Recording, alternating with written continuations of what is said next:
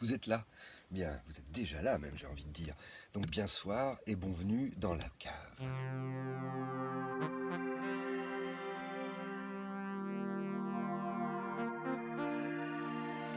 Ce soir, c'est une émission spéciale fantôme que je vais vous faire avec en vous présentant des petits livres documentaires sur les fantômes et sur le spiritisme.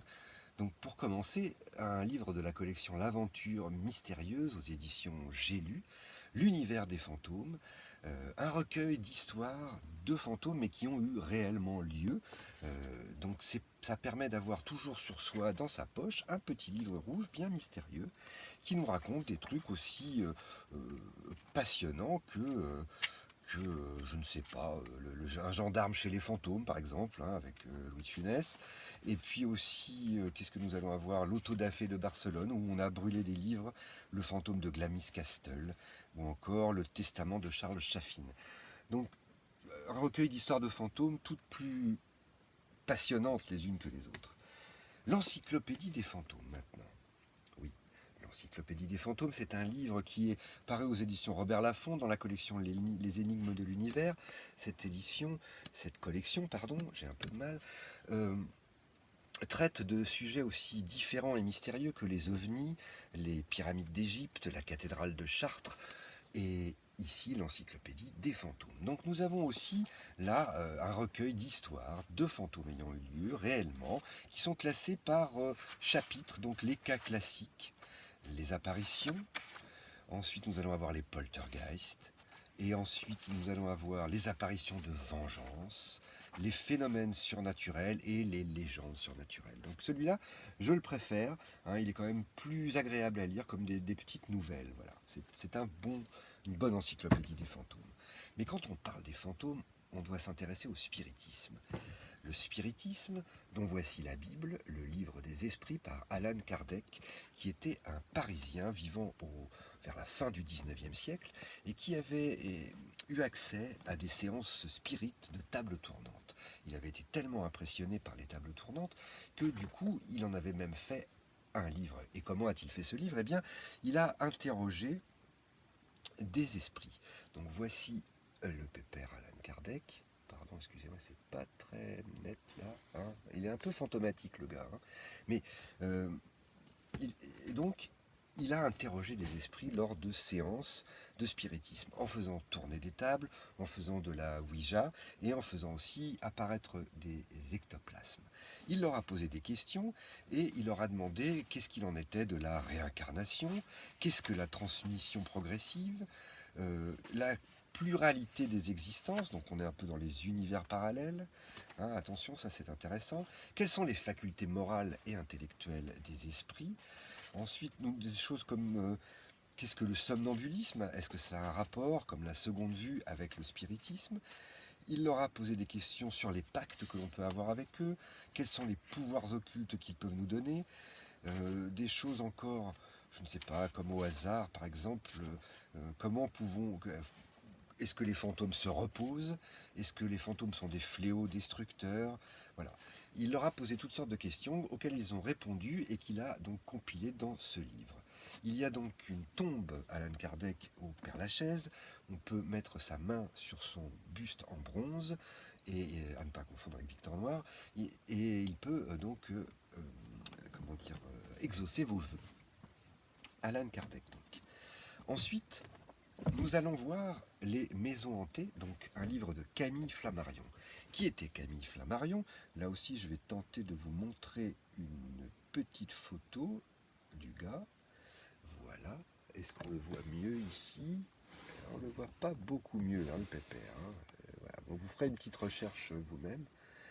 Donc, c'est quelqu'un qui a rencontré Allan Kardec, qui a même été impressionné par ses séances spirites et qui s'est mis donc lui aussi à faire de l'occultisme, lui qui était astrologue à la base. Donc dans ce recueil, hein, toujours aux éditions J'ai lu l'Aventure mystérieuse, un livre donc qui explique tout ce qu'il a pu recenser comme histoire de fantômes qui ont eu lieu entre la fin du 19e siècle et le début du 20e siècle. Donc par exemple le presbytère au bruit mystérieux. Ça c'est quand même voilà, la villa fantastique. Alors, qu'est-ce que c'était que la villa, hein. Après, il nous traite de choses plus vastes, comme l'ambiance des demeures. Il les décrit, il fait quelques citations d'autres auteurs, et il va même nous parler d'une histoire qui a eu lieu 10 avenue Lagache à Villemomble. Donc ça, c'est quand même quelque chose d'assez précis. Voilà, il est très bien fait, ce petit livre, hein. Je l'aime bien. Donc maintenant, un petit aparté sur les histoires de fantômes en bande dessinée. Mon préféré, qui est mon premier aussi, c'est les pieds nickelés contre les fantômes. Moi, j'ai toujours beaucoup apprécié les fantômes un peu rigolos, hein, les fantômes avec un suaire sur la tête, un peu comme dans Fantomas contre Scotland Yard. Donc là, ici, nous avons des fantômes qui piquent des billets de banque. On se doute bien du dénouement de l'histoire, bien entendu. Ensuite, une autre collection qui est plutôt une édition française de livres américains, Le Manoir des fantômes, aux éditions Comics Pocket en France, qui sont des recueils d'histoires fantomatiques, toujours avec des fins un peu traumatisantes traumatisantes à la quatrième dimension ou à la Tales from the Crypt. Nous avons ici aussi le déguisement pour la mort, donc des dessins vraiment tout à fait dans l'esprit comics américains. Et donc on pouvait aussi trouver des histoires de science-fiction et de fantastique, hein, voilà. C'est une très belle couverture aussi de Potence et de fantômes. J'ai une particulière affection pour Magie Noire, avec cette jeune femme qui arrive dans une maison peu accueillante. Une couverture qui n'a rien à voir, qui est de Jack Kirby et qui nous parle de l'homme insecte.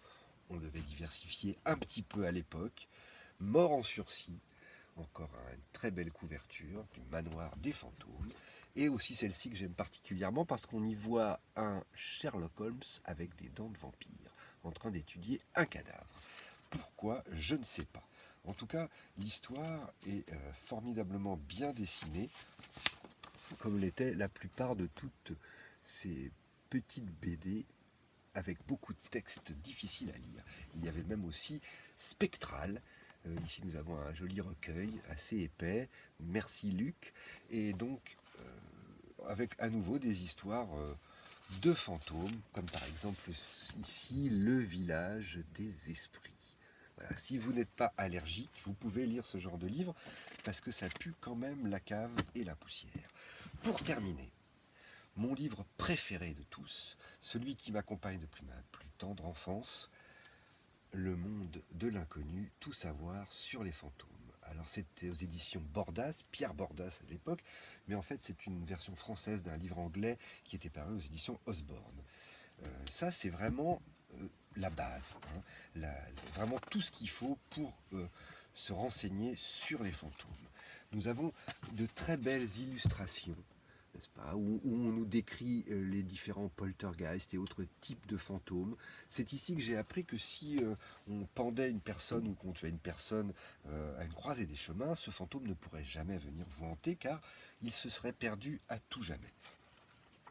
Nous avons d'autres petites anecdotes et histoires pour bien comprendre les fantômes. Par exemple, là, nous avons ici l'illustration d'un gardien de cimetière, parce qu'en fait, il existe une légende comme quoi le premier mort enterré dans un cimetière deviendrait le gardien du cimetière, et on pourrait le voir errer dans les allées du cimetière la nuit. Les champs de bataille fantômes aussi, ou les églises.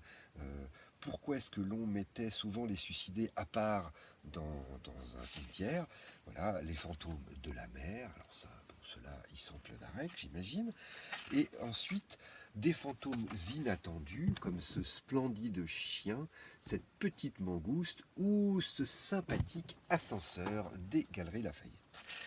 Euh, l'image qui m'a le plus fait fantasmer, c'est ce plan d'une maison hantée. Pour vous qui ne connaissez pas par exemple les fantômes, on y décrit tout ce qui peut arriver dans une maison hantée, c'est-à-dire trouver un squelette derrière un mur en briques, voir une forme blanche traverser un mur, une bougie être soufflée par le vent, un personnage de tableau disparaître, un crâne qui se met à rire, un piano qui joue tout seul. Voilà, c'est une tache de sang qui apparaît. Merveilleux, la maison est splendide. Ensuite, quelque chose qui pourra intéresser nos amis urbexeurs et anglophones, car ils pourront aller au village des 12 fantômes grâce à ce petit plan qui référence tous les fantômes qui sont dans ce village, avec l'emplacement et la légende qui y est liée. Des fantômes dans le monde entier. Ensuite, nous avons un petit explicatif. C'est pour toi, mon cher Gus DX, la chasse aux fantômes. Comment faire pour chasser le fantôme? Donc il faut avoir du fil, un thermomètre, de la farine, un appareil photo, mais le mieux c'est quand même le chat noir qui, s'il ne vous griffe pas la gueule à mort, pourra vous prévenir en cas d'arrivée d'un fantôme. Il y a des histoires de fantômes éclaircies, c'est-à-dire pas des vrais fantômes. Et puis voilà, ce livre est très très très passionnant. Tout y est expliqué, décrit, dessiné avec brio. Voilà, celui-là vraiment je l'adore, c'est mon préféré de tous. Je vous le conseille. Merci beaucoup d'avoir écouté cette vidéo jusqu'au bout. Je vous dis à bientôt pour une prochaine vidéo. Au revoir.